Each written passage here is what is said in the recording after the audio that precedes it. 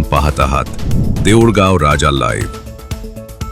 देऊळगाव राजा व जालना परिसरात अवैध औषध विक्रीवर पोलिसांचा मोठा प्रहार. 1100 बटन गोळ्यांसह कफ सिरप जप्त. देऊळगाव राजा आणि जालना परिसरात झोपेच्या गोळ्यांच्या अवैध विक्रीवर पोलिसांनी मोठा प्रहार केला आहे.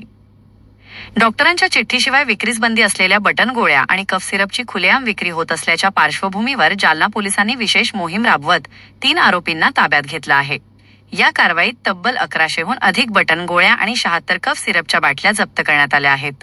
देऊळगाव राजा येथील औषध विक्रेते गिरीश लताड यांच्यासह अन्य दोघांवर कारवाई करण्यात आली आहे. तरुणांना नशेच्या आहारी लावणाऱ्या या औषधांचा पुरवठा होत असल्याची माहिती तपासात समोर आली आहे. विशेष म्हणजे कदीम जालना पोलीस ठाण्यात आधीच NDPS कायद्यान्वये गुन्हा दाखल करण्यात आला होता. त्याच तपासातून पोलिसांनी मुख्य पुरवठादारांपर्यंत धागेदोरे शोधून ही कारवाई केली. पोलीस अधीक्षक तेजबीर सिंह संधू यांच्या मार्गदर्शनाखाली ही धडक मोहीम राबवण्यात आली. या कारवाईमुळे अवैध औषध विक्री करणाऱ्यांमध्ये मोठी खळबळ उडाली आहे. दरम्यान नशा मग कोणतीही असो, ती तरुणाईचं आयुष्य उद्ध्वस्त करणारीच असते, असा गंभीर प्रश्न पुन्हा एकदा समोर आला आहे. त्यामुळे पालक, प्रशासन आणि समाजाने एकत्र येऊन वाढत्या व्यसनाधीनतेवर वेळीच आळा घालण्याची गरज व्यक्त होत आहे. प्रशांत पंडित, देऊळगाव राजा. सर, एक बटन नावाच्या गोळ्या पोलीस अधिकाऱ्यांनी जप्त केलेल्या आहेत. काय असते या गोळ्यात कंटेंट आणि काय उद्देश असतो त्याचा? हां, ॲक्च्युली या ज्या गोळ्या आहेत ना, या बेन्झोडायझेपिन ग्रुपच्या औषधं असतात. त्यात अल्प्राझोलाम नावाचं औषध येतं आणि दुसरं एक येतं की नायट्राझेपाम. ही औषधं शक्यतोवर ज्या पेशंटमध्ये झोप येत नाही, इन्सोमनिया, यासाठी वापरली जातात किंवा एन्झायटीसारख्या आजारामध्ये याचा वापर केला जातो. ह्या गोळ्या सायकियाट्रिस्ट किंवा फिजिशियन यांच्या सल्ल्याने औषध म्हणून वापरल्या जातात. ही गोष्ट खरी आहे. ज्या रुग्णांना असा आजार असतो त्यांना ह्या गोळ्यांनी नक्कीच फायदा होतो.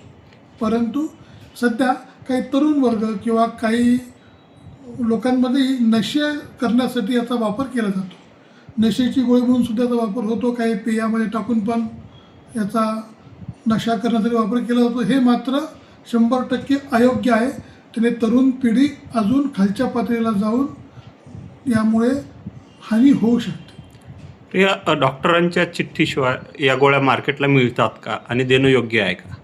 नाही, डॉक्टरांच्या, फिजिशियनच्या प्रिस्क्रिप्शनशिवाय ह्या गोळ्या विकणं हे अवैध आहे.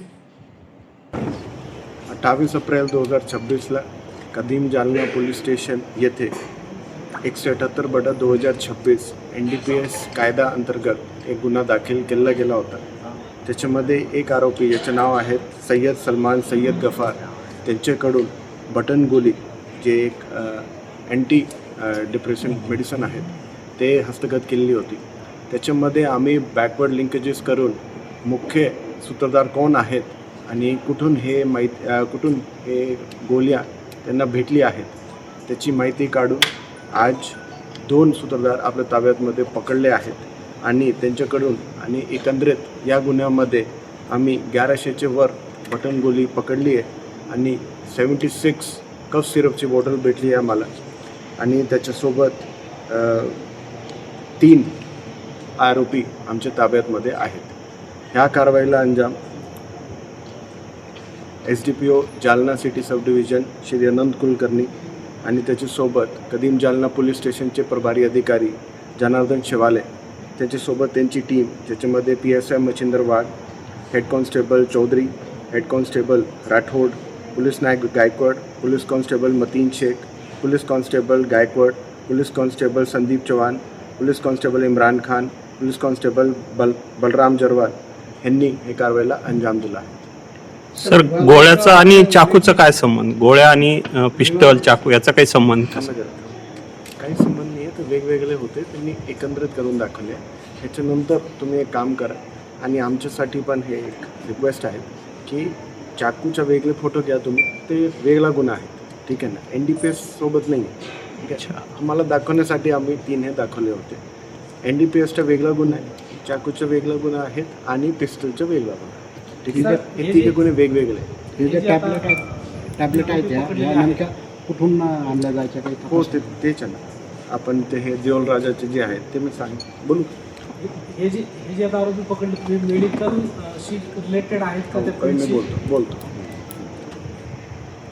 या गुन्ह्यामध्ये आम्ही मुख्य सूत्रधाराला पकडण्यासाठी त्यांची जे मेडिकल आहेत जे की देऊळगाव राजाला बुलढाणा जिल्ह्यामध्ये आहेत तिथून आम्ही हे आरोपीला पकडलं आहे. त्याचं नाव गिरीश लताड आहे आणि हे एक मेडिकल शॉप तिथे रन करतो आहे.